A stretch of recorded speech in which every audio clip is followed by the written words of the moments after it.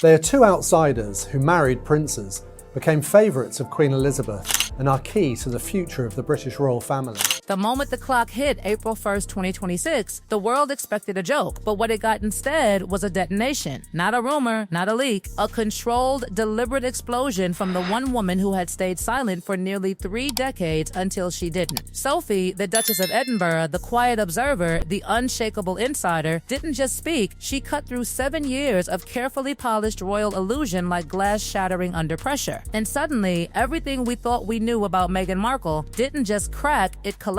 Because this wasn't gossip anymore. This was testimony. And here's the part that makes your stomach tighten. Sophie didn't sound angry. She sounded certain. For years, she had been watching, measuring, calculating, not reacting publicly, not feeding headlines, just observing patterns. Patterns that, according to her, began almost the moment Meghan entered the royal orbit. And what she revealed wasn't chaos. It wasn't confusion. It was intention. Cold, strategic intention. She's not trying to belong, Sophie had said privately back then. She's trying to position herself. Let that sit for a second. Not belong. Position. That one word changes everything. Because suddenly, Meghan's arrival isn't a fairy tale. It's a strategy. A calculated entry into the most powerful symbolic institution in the world, not to adapt to it, but to reshape it. And Sophie would know. She wasn't born into royalty either. She married in. She learned. She bent herself to the institution instead of demanding the institution bend to her. And that's where the fracture begins. Because according to Sophie, Meghan didn't want to be shaped. She wanted to reshape the crown itself. And that is where the alarm bells started ringing behind palace doors long before the public ever noticed a thing. Think about the timeline. Late 2017. The world is obsessed with the so-called Fab Four. 2 couples, glowing, united, modern, cameras flashing, headlines celebrating a new era. But inside, according to Sophie, there was no unity, no four. There was a hierarchy, a chain of command built on centuries of survival. And then someone walked in who didn't recognize it, or worse, refused to. Because Sophie doesn't describe Meghan as naive, she describes her as calculated.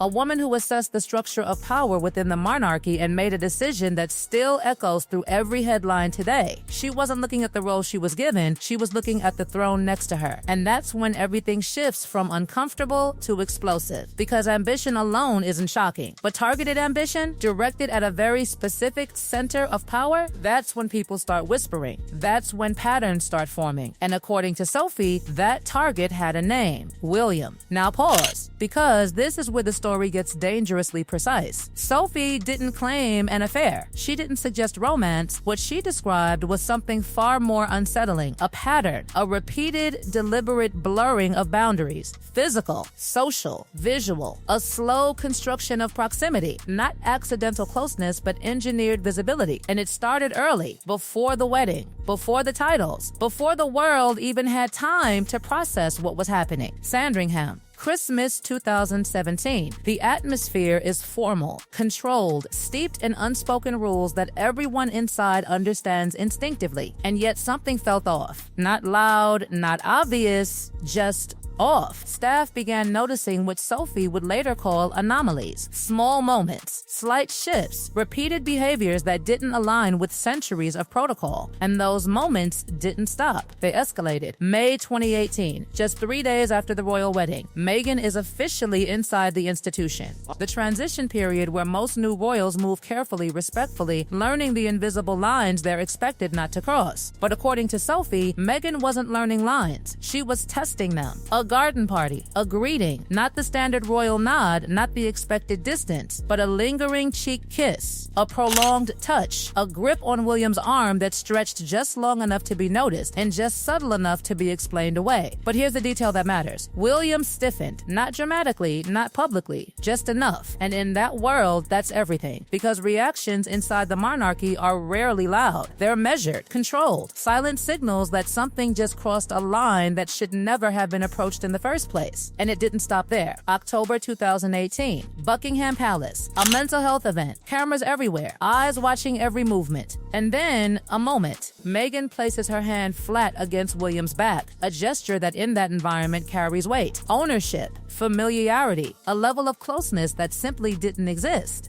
Again, William shifts. Again, silent correction. Again, no public acknowledgement. But behind the scenes, according to Sophie, concern was building. And then came the 2019 polo match. This is where patterns become undeniable. Repeated positioning, repeated attempts to enter William's space, conversations directed not through Harry but around him, a subtle redirection of attention, a performance of intimacy that Sophie insists was designed to be seen, not felt. Seen, and that changes the entire interpretation, because now we're not talking about personality or cultural differences or American informality. We're talking about strategy. It wasn't about the hug, Sophie said. It was about what the hug signaled, and what it signaled was a narrative that suggested closeness, alignment, a connection with the future king that simply didn't exist. And here's where the tension reaches a breaking point. The Royal Foundation Forum, January 2019. On stage, everything looks perfect. Unity, purpose, 4 royals side by side presenting a modern monarchy to the world. But backstage, according to Sophie, it was chaos disguised as control. Pre-agreed seating arrangements ignored. Protocol bypassed. Positioning rearranged. Meghan reportedly insisting on sitting next to William. Not beside Harry, not within traditional pairings, but next to the future king. And during the event, speaking over Catherine, dominating the conversation, shifting the focus, redirecting the narrative, and afterward, tension so thick it didn't need words. Catherine in tears. And for Sophie, that was the moment it stopped being misunderstanding. It was a declaration of war on the hierarchy. Because in that single moment, the illusion shattered. This wasn't someone struggling to fit in. This was someone refusing to, and replacing structure with strategy. And here's the question that refuses to go away. If all of this was visible then, why did it take 7 years for someone to finally say it out loud? Because here's the truth no one wanted to admit back then. The palace was already documenting everything. Not rumors, not whispers, records. And when Sophie finally confirmed the existence of that internal file, it sent a shockwave through everything the public thought this story was about. Because suddenly, this wasn't just personality clashes or media exaggeration. This was a pattern that had been quietly tracked, logged, and analyzed over years. A dossier, a living record of behavior that, according to Sophie, went far beyond what the public was ever allowed to see. And this is where the story takes a darker turn, because inside that file weren't just complaints. There were patterns, repeated actions that painted a picture not of someone overwhelmed, but someone actively working the system from within. Late-night messages sent directly to senior royals bypassing official channels. That might sound small, but in a structure built entirely on protocol, it's not just unusual, it's disruptive. It's influence without accountability. Then came something even more unsettling. Repeated violations of physical boundaries, not just with William, but with senior figures like the Queen and Charles. According to Sophie, these weren't innocent gestures. They were performative displays, carefully crafted moments designed to project warmth, closeness, control, even when those on the receiving end were visibly uncomfortable. And yet, no one said anything publicly. Why? Because the monarchy doesn't react. It absorbs, it waits, it endures, until it can't anymore. And by March 2021, that limit had been reached. That's when the internal HR review was launched, the same one that surfaced in headlines as bullying allegations. But according to Sophie, that was just the surface. Beneath it was something far more complex. A web of behaviors that, taken together, suggested a single consistent goal. She wasn't trying to belong, Sophie said. She was trying to become the disruptor. And if she couldn't sit at the center of the system, she would redefine the system itself. And that's when the narrative flips completely. Because suddenly, the Sussex exit isn't just an emotional departure. It becomes something strategic,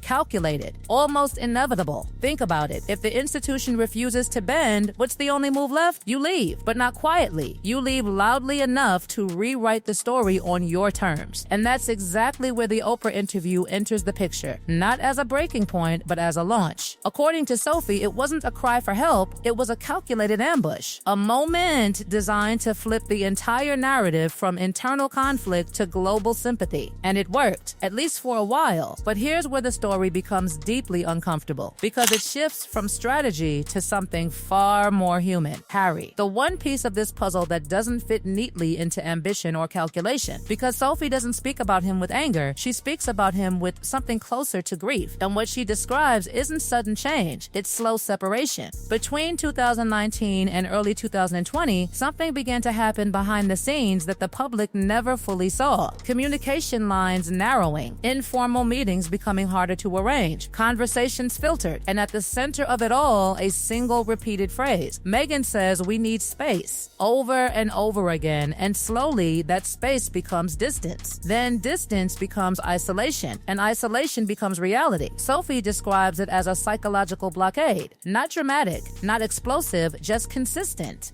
A quiet reshaping of Harry's world until the people he had trusted his entire life began to feel distant, misunderstood, even threatening. And this is where the story stops being about monarchy and starts being about something far more fragile. Because Harry wasn't just a prince. He was a brother, a son shaped by loss, a man carrying wounds that never fully healed. And according to Sophie, those wounds didn't get resolved. They got amplified, not soothed, not understood, used, turned into narratives, reinforced grievances. A worldview where loyalty shifted entirely in one direction. And once that shift happened, there was no easy way back, because now every disagreement inside the family wasn't just a disagreement. It became proof of rejection, proof of cruelty, proof of a system that in this version of reality had always been against them. And once that narrative takes hold, it's almost impossible to undo. But here's where things escalate again, because it wasn't just about relationships anymore, it was about control. July 2019, Archie's christening. What should have been a simple, joyful royal moment suddenly became something else entirely. The photographers rejected. Godparents kept secret. Visibility restricted. At the time, it was framed as privacy, but according to Sophie, it was something else. A signal, a message to the institution itself. The rules stop here, and that's when tension turns into something far more serious, because now we're not just talking about personality or family dynamics, we're talking about constitutional implications. Because in the monarchy, nothing exists